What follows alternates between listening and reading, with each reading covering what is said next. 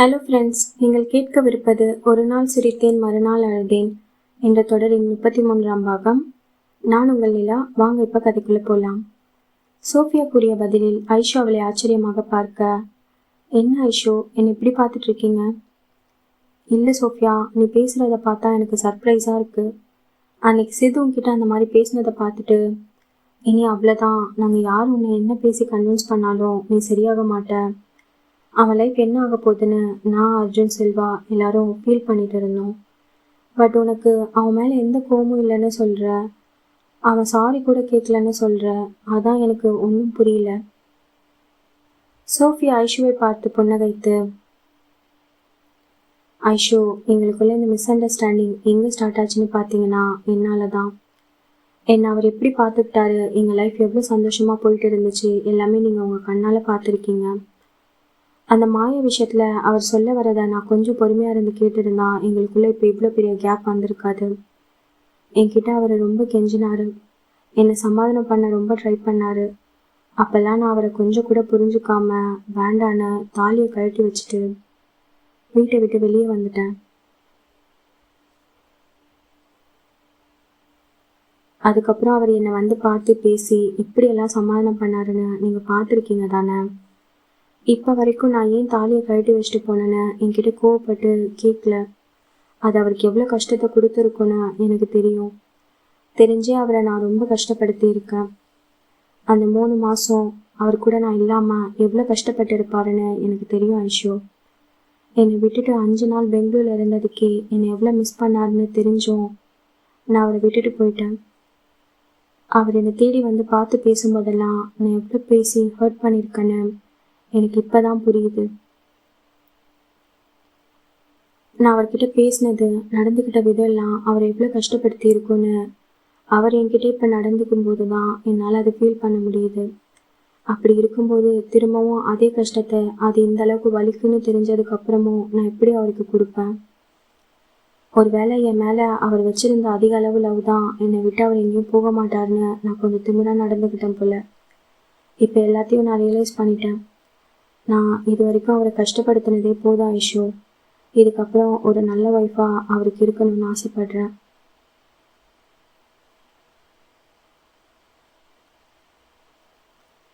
மறுபடியும் உங்கள் ஃப்ரெண்டு மனசு மாறி திரும்பவும் திட்டி என்னை தள்ளி வச்சிடுவாருன்னு எனக்கு பயம் இருந்துக்கிட்டே இருக்கு. அது மட்டும் கொஞ்சம் குறைஞ்சா போதும், நான் அவர்கிட்ட பொறுமையாக உட்காந்து பேச போகிறேன். என்னால் அவர் லைஃப்பை விட்டு போகலாம் முடியாது. எனக்கு முன்னாடி இல்லாத பொறுமை இப்போ வந்துருச்சுன்னு நம்புகிறேன். இதை வச்சு அவர் கூட சந்தோஷமாக வாழ முடியும்னு எனக்கு நம்பிக்கை இருக்குது. என்னை நம்பி உங்கள் ஃப்ரெண்டை எனக்கு ஒரு சான்ஸ் கொடுக்க சொல்லுங்கள். தெரிஞ்சோ தெரியாமலோ உங்கள் ஃப்ரெண்ட் என்னை கல்யாணம் பண்ணிக்கிட்டாரு. அதனால் என்ன கஷ்டம் இருந்தாலும் என் கூட தான் இருக்கணும்னு நீங்களே சொல்லிடுங்க என்று சிரித்து கொண்டே சோஃபியா சொல்ல ஐஷு அவளை அணைத்து கொண்டாள். சோஃபியா, எங்கள் சித் ரொம்ப கொடுத்து வச்சவன். நீ அவனுக்கு லைஃப் பார்ட்னராக கிடைக்க உங்கள் 2 பேரையும் மறுபடியும் இப்படி ஒன்றா பார்க்க ரொம்ப சந்தோஷமாக இருக்குது. சீக்கிரமாக 2 பேரும் உட்காந்து பேசி உங்களுக்குள்ளே இருக்க சின்ன சின்ன விஷயத்த கூட பேசி சரி பண்ணிடுங்க. எங்கள் எல்லாருக்கும் நல்லா தெரியும் சிது உன்னை எவ்வளோ லவ் பண்ணுறான்னு. நீ இல்லாமல் அவனுக்கு லைஃபே இல்லை. என்ன கொஞ்சம் கோபம்தான் ஜாஸ்தி அவனுக்கு. மீட் ஃபார் ஈச் அதர்னு ஒன்றும் இல்லை சோஃபி, அதை நம்ம தான் க்ரியேட் பண்ணணும்னு நீ பேசினதுலேயே நான் புரிஞ்சுக்கிட்டேன். என்னை விட சின்ன பொண்ணு நீ, ஆனால் நான் உன் பிளேஸில் இருந்தால் கூட இந்த அளவுக்கு மெச்சோர்டாக ஹேண்டில் பண்ணியிருப்பானான்னு தெரியல. நீங்கள் 2 பேரும் made for each other Sofia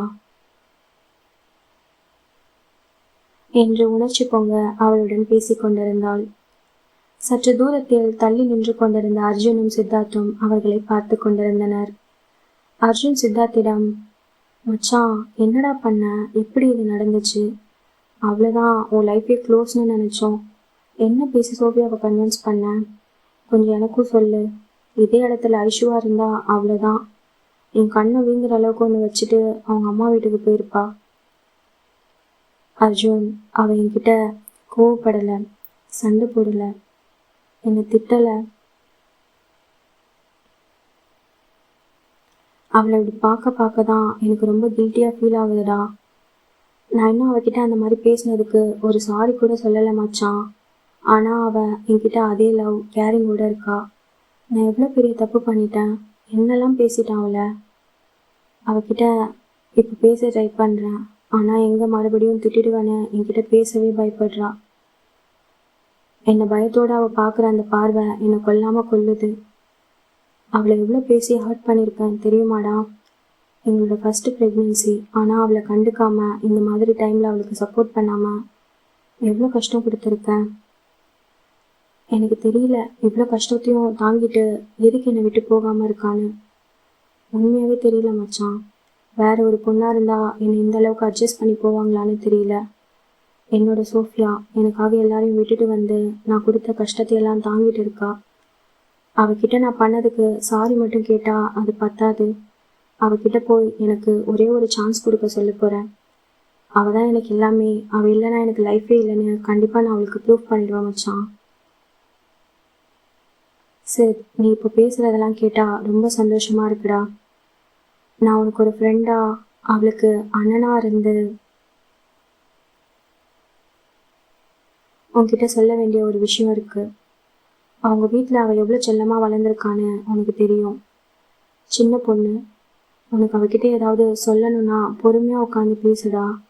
கொஞ்சம் கோவத்தை குறைச்சிக்கோ. தண்ணி தம்மை விட்ட மாதிரி உன் கோவத்தையும் அவளுக்காக விட்டுடுடா. மற்றபடி என் மச்சானால் மட்டும்தான் என் தங்கச்சி நல்லா பார்த்துக்க முடியும்னு எனக்கு தெரியும். சரி வா, உள்ளே போகலாம். செல்வா நம்மளை எக்ஸ்பெக்ட் பண்ணி வெயிட் பண்ணிட்டு இருப்பான். சித்தார்த் சிரித்து கொண்டே, அட் லாஸ்ட் மச்சான், நம்ம கேங்கோட கடைசி விக்கெட்டும் அவுட்டு. இனிமே அவனுக்கும் நம்ம நிலைமை தான் என்று அவர்கள் பேசியபடியே சோஃபியா ஐஷுவிடம் சென்றனர். சித்தார்த் வந்து சோஃபியாவின் கையை பிடித்து கொண்டு, உள்ளே போலாமாடி என்று நடந்து கொண்டே அவளிடம், என்ன மேடம் ஐஷு கிட்ட சிரிச்சு சிரிச்சு பேசிட்டு இருந்தீங்க? சீனியர், நீங்களும் தான் அர்ஜுனனா கிட்ட சிரிச்சு பேசிட்டு இருந்தீங்க. அப்போ ஐஷு கிட்ட பேசிட்டு என்னதான் சைட் அடிச்சுட்டு இருந்தேன்னு சொல்லு. ஆமாம், நான் ஒத்துக்கிறேன். உள்ளே போயிட்டா அவங்க கேர்ள் பேஸ்டெல்லாம் வந்துடுவாங்க. அப்புறம் என்னால் பார்க்க முடியாது, நீங்களும் என்னை கண்டுக்க மாட்டீங்க என்று சற்று தன் குரலை உயர்த்தி அவள் பேச சித்தார்த் திரும்பி அவளை பார்த்தான். சோஃபியா தன் கன்னத்தில் கை வைத்து கொண்டு, அச்சோ சாரி சார், தெரியாமல் வாய்ஸ் ரைஸ் பண்ணிட்டேன். நீங்கள் ஆல்ரெடி சொல்லியிருக்கீங்க உங்ககிட்ட வாய்ஸ் ரைஸ் பண்ணி பேசினா என் கண்ணும் படுத்துடுன்னு. தெரியாமல் ஏதோ பழைய ஞாபகத்தில் அந்த மாதிரி நினச்சி பேசிட்டேன். சாரிங்க. சோஃபியா ப்ளீஸ் டி, நான் நிறைய உன்னை கஷ்டப்படுத்துகிற மாதிரி பேசியிருக்கேன்னு எனக்கே தெரியுது. நான் இப்போ சும்மா தான் உன்னை திரும்பி பார்த்தேன். நால்வரும் உள்ளே சென்று சேரில் அமர சோஃபியா சித்தார்த்திடமிருந்து சற்று தள்ளி அமர்ந்தாள். அவள் அருகே வந்து அமர்ந்தவன், எதுக்கடி இப்போ தள்ளி உட்கார்ந்துட்டு இருக்க? சீனியர், கொஞ்ச நாளாக நீங்கள் தான் பப்ளிக் பிளேஸில் என் பக்கத்தில் உட்காராம தள்ளி உட்காருவீங்க. நம்ம ஹாஸ்பிட்டல் போனால் கூட என் பக்கத்தில் இருக்க மாட்டீங்க. நான் வந்து உங்கள் பக்கத்தில் உட்காந்தா திட்டுவீங்கன்னு தான் தள்ளி உட்கார்ந்தேன். அவளிடம் அதற்கு மேல் என்ன பேச முடியும்? இவையெல்லாம் கோபத்தில் அவன் செய்த செயல்களே. இங்கே பாருடி, நான் நிறைய தப்பு பண்ணியிருக்கேன், நான் ஒத்துக்கிறேன். ஃபங்க்ஷன் முடிஞ்சதும் நம்ம வீட்டுக்கு போயெல்லாம் பேசிக்கலாம். என்னை விட்டு தள்ளி போகாத சோஃபியா. நீங்கள் தான் சார் என்னை உங்ககிட்ட இருந்து தள்ளி வச்சிருக்கீங்க.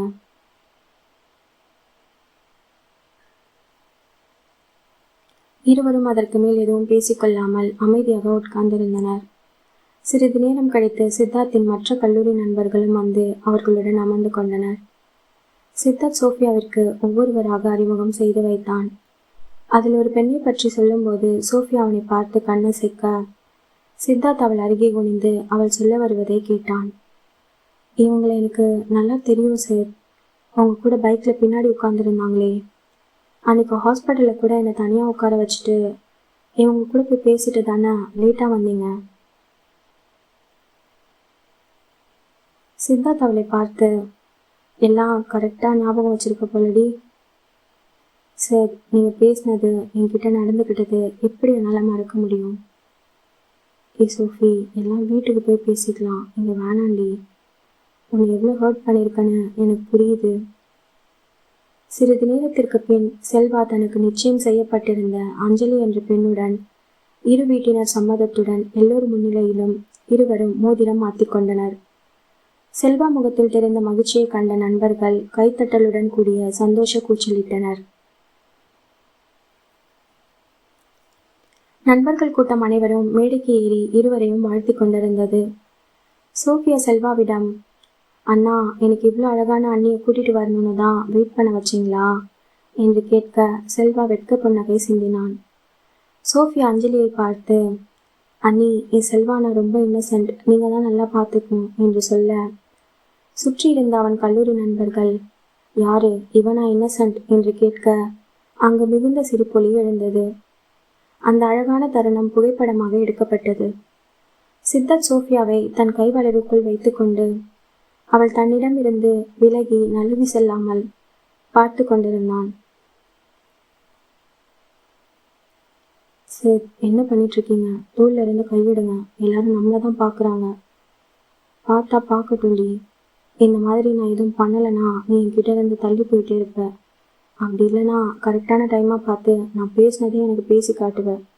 அதனால யார் பார்த்தாலும் நான் உன்னை விட மாட்டேன். சரி, நான் எதுவும் பேசல, நீங்கள் கையிடுங்க, நான் அமைதியாக உங்கள் பக்கத்தில் இருக்கேன். பேச்சு மாறக்கூடாது சோஃபி. ஐயோ சீனியர், நீங்கள் கையிடுங்க, நான் எதுவும் பேசாமல் ஒழுங்காக இருக்கேன். சித்தார்த் அவள் தோளின் மீது இருந்த கையை கீழே இறக்கி அவள் இடுப்பின் மீது வைத்து அவளை பார்த்து, சரி வா, சாப்பிட்டு போகலாம்.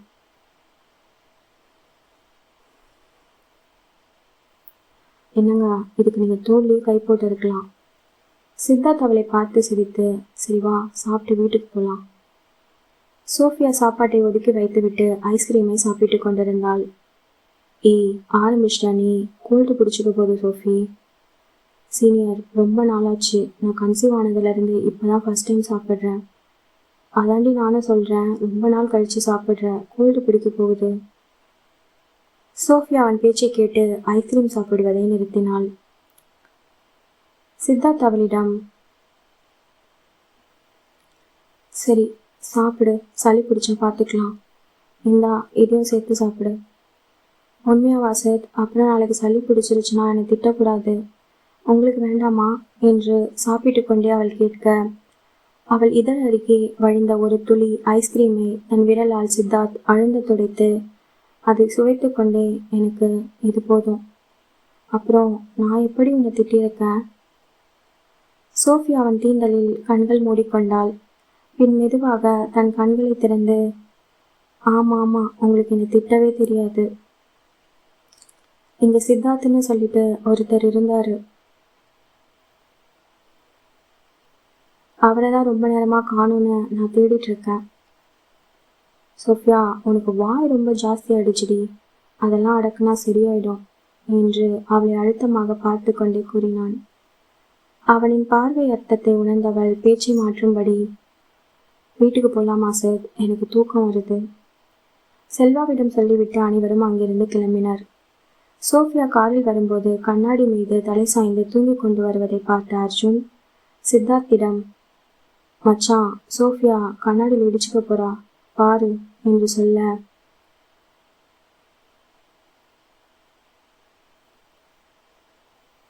இல்லைண்ணா, தூக்கம் வரல, சும்மாதான் தலை சாஞ்சிட்டு இருக்கேன். சித்தார்த் அவளிடம், இங்க வா, இங்க படுத்துக்கோ என்று சொல்ல சோஃபியா அவன் தோளில் தலை சாய்ந்து கொண்டாள். அவள் கையை பிடித்து அவன் கையை அணைத்து பிடிக்கும்படி செய்தான். அவன் செய்கையில் சோஃபியா அவனை நிமிர்ந்து பார்க்க அவள் நெற்றியில் தன் இதழ் பதித்தான். பல மாதங்களுக்கு பிறகு அவனின் நெருக்கம், அணைப்பு, அதில் மயங்கி சோஃபியா கண்கள் மூடி தூங்கினாள். வீடு வந்ததும் அவளை கைகளுக்குள் ஏந்தி சித்தார்த் அர்ஜுனிடம், மச்சான், வீட்டு சாவி பேக்கெட்ல இருக்கு பாரு, கொஞ்சம் டோரை ஓப்பன் பண்ணு. சோஃபியா எந்திரிச்சிட போறாடா, சத்தம் இல்லாம ஓப்பன் பண்ணு. வீட்டிற்குள்ளே அவளை தூக்கி செல்லும் போது உண்டான அசைவினில் சோஃபியா கண்கள் விழித்தாள். என்னங்க, என்ன பண்றீங்க? என்னை இறக்கி விடுங்க, நானே நடந்து வரேன். பரவாயில்லடி, தூக்கத்துல இருக்க, எங்கேயாவது இடிச்சுக்க போற அன்னைக்கு மாதிரி. சார், இல்லை, என்னை இறக்கி விடுங்க ஃபஸ்ட்டு என்று சொல்லி அவன் கைகளில் இருந்து கீழே இறங்கினாள். எப்படி என்னை தூக்குனீங்க? நான் இப்போ நல்லா வெயிட்டு போட்டு இருக்கேன். அதெல்லாம் எனக்கு ஒன்றும் தெரியலடி. சரி, எதுக்கு என்னை மேலே கூட்டிகிட்டு வந்தீங்க? உங்கள் ரூமில் நான் எப்படி? நான் கீழே போய் படுத்துக்கிறேன். சோஃபியா, இனிமேல் நம்ம ரூம்லேயே இருடி, கீழெல்லாம் வேண்டாம். சீனியர், உங்கள் ஷர்ட்டு தொடக்கூட எனக்கு உரிமை இல்லை. அப்படி இருக்கும்போது உங்கள் ரூமில் நான் எப்படி? சோஃபியா, நீ உள்ள வா, நம்ம ரூமில் போய் பேசிக்கலாம்.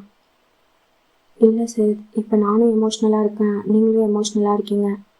மறுபடியும் பேசி ஏதாவது நமக்குள்ளே சண்டை வந்துட போகுது. நீங்கள் என்னை பழைய லவ்வோட பார்க்குற அந்த பார்வையை என்னால் ஃபீல் பண்ண முடியுது. ஆனால் மறுபடியும் உங்ககிட்ட இருந்து கோபம் இல்லைன்னா அவங்களோட ஹேட் திரும்ப வந்துடுமோன்னு எனக்கு பயமாக இருக்குது.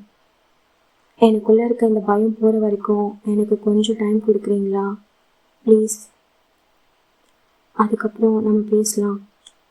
இதுக்கப்புறம் ஒரு சண்டை பிரிவை என்னால் தாங்கிக்க முடியாது. அவளின் வார்த்தையின் பொருள் உணர்ந்தவன் அவளிடம், எனக்கு புரியுது சோஃபியா, என்னோட கோவம் எல்லாமே போயிடுச்சுடி. என்னோட தப்பையும் நான் ரியலைஸ் பண்ணிட்டேன். ஆனால் உனக்கு இன்னும் நம்பிக்கை வரலனா கொஞ்சம் டைம் எடுத்துக்கோ. என்னை விட்டு ரொம்ப நாள் தள்ளி இருக்காதடி, சீக்கிரம் என்கிட்ட வந்துடு. நான் உன்கிட்ட நிறைய பேசணும், நிறைய சாரி கேட்கணும் என்று சொல்லி அவள் கையை பிடித்து அழைத்து கொண்டு கீழே இருக்கும் அவள் அறைக்கு வந்தான். அவள் உடை மாற்றிய பின்பு அவளை படுக்க வைத்து அவள் அருகில் உட்கார்ந்திருந்தான். நீங்கள் போய் தூங்குங்க சார், டயர்டாக இருப்பீங்க, நான் தூங்கிடுவேன். பரவாயில்ல, நீ தூங்கு, அப்புறம் நான் போகிறேன். பால் குடிக்கிறியாடி, கொண்டு வரவா? இல்லை, எனக்கு எதுவும் வேண்டாம் என்று சொல்லி அவன் கையை எடுத்து தன் வயிற்றின் மீது வைத்து கொண்டு கண்கள் மூடி தூங்கினான்.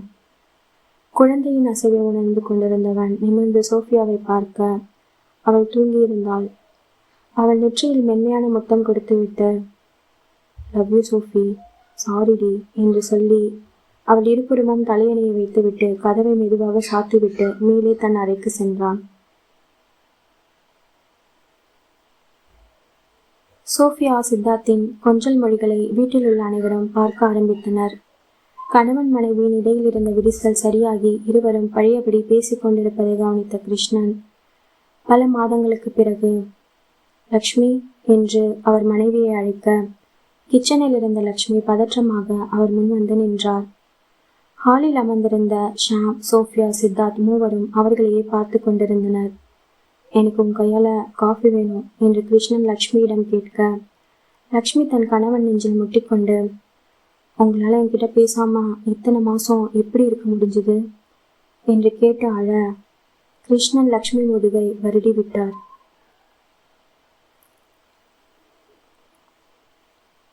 பசங்களாம் நம்மளை தான் பார்க்குறாங்க என்று தன் மனைவியின் காதில் மெதுவாக சொல்ல, அவரை விட்டு பிரிந்து கிச்சனுக்குள் செல்ல லக்ஷ்மி பின்னாலே கிருஷ்ணனும் சென்றார். இதை பார்த்து கொண்டிருந்த மூவரும் மிகுந்த மகிழ்ச்சி அடைந்தனர். சோஃபியா சித்தார்த்திடம், சீனியர், என்ன அங்கிள் ரொம்ப ரொமான்டிக்கான ஆள் தான் போல என்று கேட்க, இதெல்லாம் அவர்கிட்ட இருந்து தான் நான் கற்றுக்கிட்டேன்டி. இங்கே பாரு, அம்மா அப்பா 2 பேரும் பழையபடி பேச ஆரம்பிச்சிட்டாங்க. நீ எப்போ என்கிட்ட வரப்போற?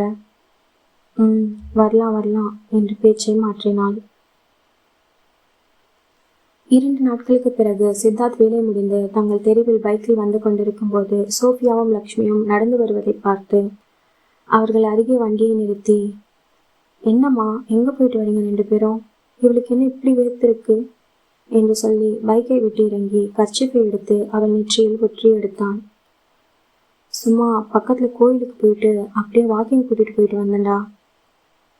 சோஃபி, என்னடி இப்படி மூச்சு வாங்குது? சரிவா பைக்கில் உட்காரு, வீட்டுக்கு போகலாம். சோஃபியா மூச்சு வாங்கியபடியே, வேண்டாம் சீனியர், இங்கே தானே பக்கத்தில், நான் நடத்தே வரேன். ஆன்ட்டி தனியாக வருவாங்க. இல்லை சோஃபியா, நீ அவங்க கூட போ, ரொம்ப நடந்துட்டேன் இன்னைக்கு. அதெல்லாம் ஒன்றும் இல்லை ஆன்ட்டி, வாங்க 2 பேரும் போகலாம் என்று அவனுடன் வண்டியில் போக மறுத்து நடந்து சென்றாள். சித்தார்த்திற்கு அது கவலையாக இருந்தாலும் அவளிடம் வெளிப்படுத்தவில்லை. தன் பைக்கை எடுத்துக்கொண்டு வீட்டிற்கு சென்றான். சித்தார்த் வந்த பிறகு 10 நிமிடம் கழித்து லக்ஷ்மியும் சோஃபியாவும் வீட்டிற்கு வந்தனர். அவளை சோஃபாவில் உட்கார வைத்து லக்ஷ்மி தண்ணீர் குடிக்க வைத்தார். இரு சோஃபியா, காஃபி கொண்டு வர என்று அவர் நகர சித்தார்த் காஃபி ட்ரேயுடன் அவர்கள் முன் நின்றான். சார், உங்களுக்கு காஃபி போட தெரியுமா? இது வரைக்கும் எனக்கு ஜூஸ் போட்டு கொடுத்துருக்கீங்க, ஆனால் காஃபி இதுதான் ஃபர்ஸ்ட் டைம். சோஃபியா, அவன் ரொம்ப சூப்பராக போடுவான், ஆனால் அதுக்கு சார் மூடு வரணும் அதுவும் இதுன்னு சொல்லிட்டு இருப்பான். சோஃபியா அவன் கொடுத்த காஃபியை கண்கள் மூடி சுவைத்தாள். சீனியர், உண்மையாக சொல்கிறேன், ரொம்ப சூப்பராக இருக்கு. இத்தனை நாள் எனக்கு போட்டு கொடுத்ததே இல்லை நீங்க. அவள் பக்கத்தில் உட்கார்ந்திருந்த சித்தார்த் அவள் நெற்றியில் முட்டி, இனிமே டெய்லி போட்டு தரண்டி என்று அவர்கள் பேசிக்கொண்டு உட்கார்ந்திருக்க லக்ஷ்மியை தேடி 2 பெண்கள் வீட்டிற்கு வந்தனர். வந்தவர்கள் சோஃபியா மற்றும் லக்ஷ்மியிடம் குங்குமத்தை நீட்டி அவர்கள் பெண்ணின் வளைகாப்பிற்காக அழைத்தனர். உங்க மருமகளுக்கு இது எத்தனை மாசம்? அடுத்த வாரத்திலிருந்து 9வது மாசம் ஆரம்பிக்க போகுது என்று அவர்கள் சிறிது நேரம் பேசிவிட்டு சென்றதும் லக்ஷ்மி சித்தார்த்தை பார்த்து, சித், நம்மளும் சோஃபியாவுக்கு வளைகாப்பு பண்ணணும்டா. கண்டிப்பாம்மா என்று சித்தார்த் சோஃபியாவை காதலுடன் பார்த்து கொண்டிருந்தான். சோஃபியா அதற்கு, ஆண்டி, அதெல்லாம் எதுக்கு? எனக்கு அந்த மாதிரி எந்த ஆசையும் இல்லை. இப்போவே நான் சந்தோஷமாக தான் இருக்கேன். சரி, நான் போயிட்டு ஃப்ரெஷ் ஆகிட்டு வரேன் என்று சொல்லி அங்கிருந்து நகர்ந்தாள். சித்தார்த் தன் அம்மாவிடம், என்னாச்சுமா, ஏன் வேண்டாம் சொல்கிறா? சித், இந்த வளைகாப்பு இதெல்லாம் தாண்டி ஒரு பொண்ணுக்கு அவன் புருஷ கூட இருந்தால் போதுன்னு மட்டும்தான் இந்த டைமில் தோணும். உங்கள் 2 பேரையும் பார்த்தா பழைய மாதிரி பேசுகிறீங்க, சிரிக்கிறீங்க, ஆனால் ஏதோ ஒன்று குறையுதுடா.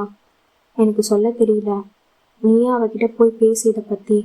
ரொம்ப நாள் கழித்து நம்ம வீட்டில் ஒரு ஃபங்க்ஷன் நடந்தால் இருக்கிற கொஞ்சம் நஞ்ச பிரச்சனையும் சரியாகும்னு எனக்கு தோணுது. இரவு சாப்பாட்டை முடித்துவிட்டு சிறிது நேரம் கழித்து சித்தார்த்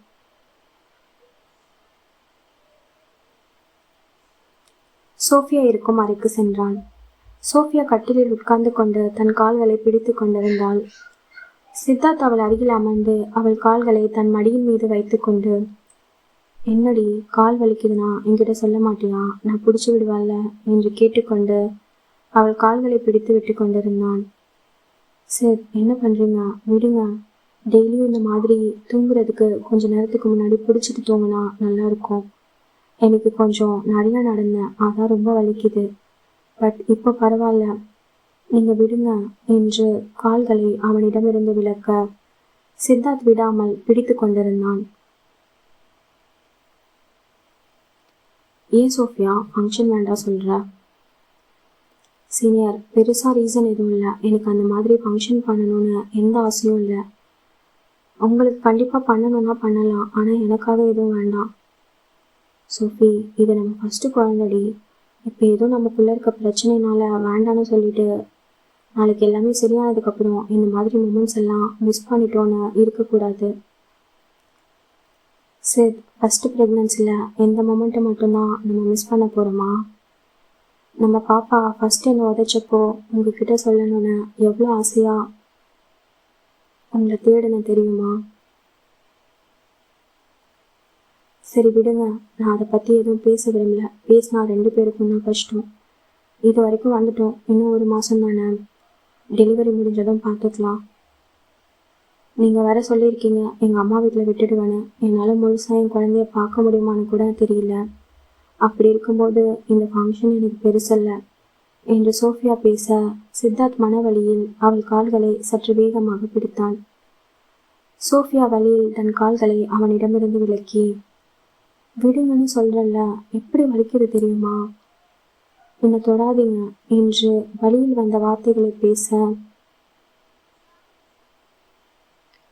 சித்தார்த் மௌனமாக வெளியே சென்றான்.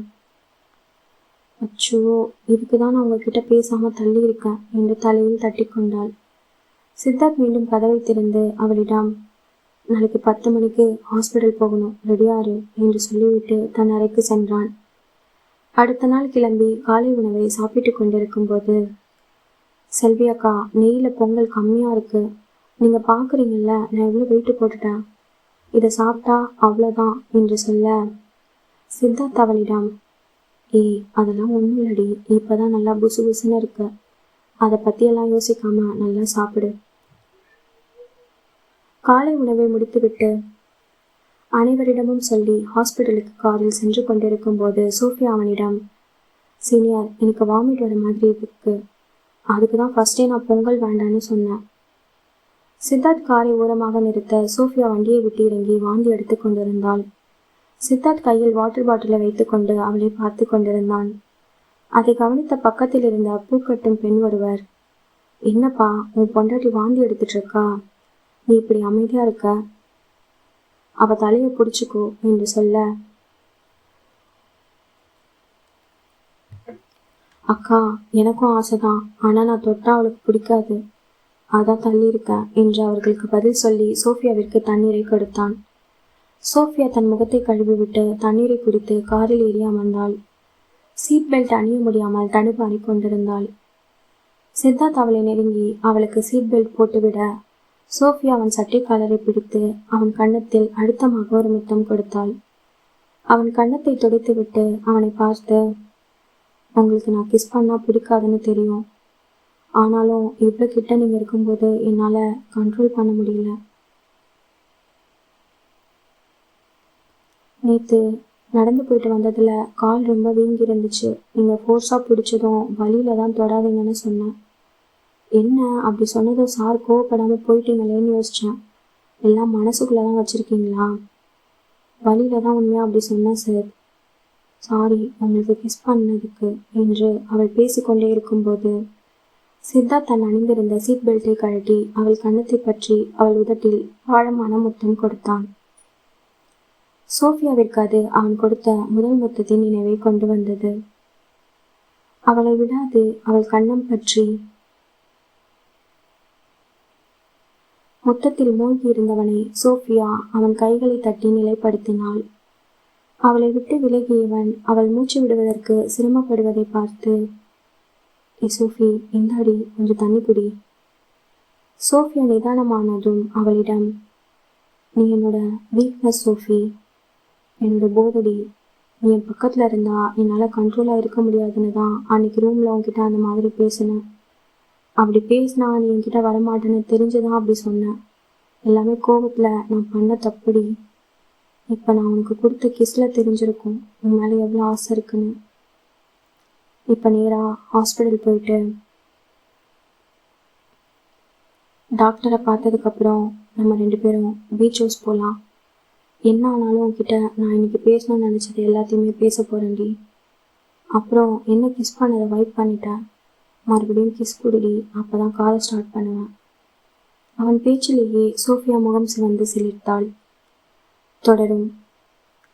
இதோட இந்த எபிசோட் இங்கே முடியுது. இந்த கதை உங்களுக்கு பிடிச்சிருந்ததுன்னா இந்த கதைக்கு ஒரு லைக் பண்ணிவிட்டு இந்த கதையை பற்றின கருத்துக்களை கமெண்ட்ஸில் சொல்லுங்கள். இந்த கதை உங்களுக்கு பிடிச்சிருந்ததுன்னா சேனலுக்கு சப்ஸ்கிரைப் பண்ணி சப்போர்ட் பண்ணுங்கள். லாஸ்ட் எபிசோடுக்கு 500+ லைக்ஸ் வந்துருந்துச்சு. லைக் பண்ணி சப்போர்ட் பண்ண எல்லாருக்குமே பெரிய தேங்க்யூ. இந்த கதையோட அடுத்த பாகத்தில் உங்களை சந்திக்கிறேன். Until then, bye for now, Nila. Thanks for watching.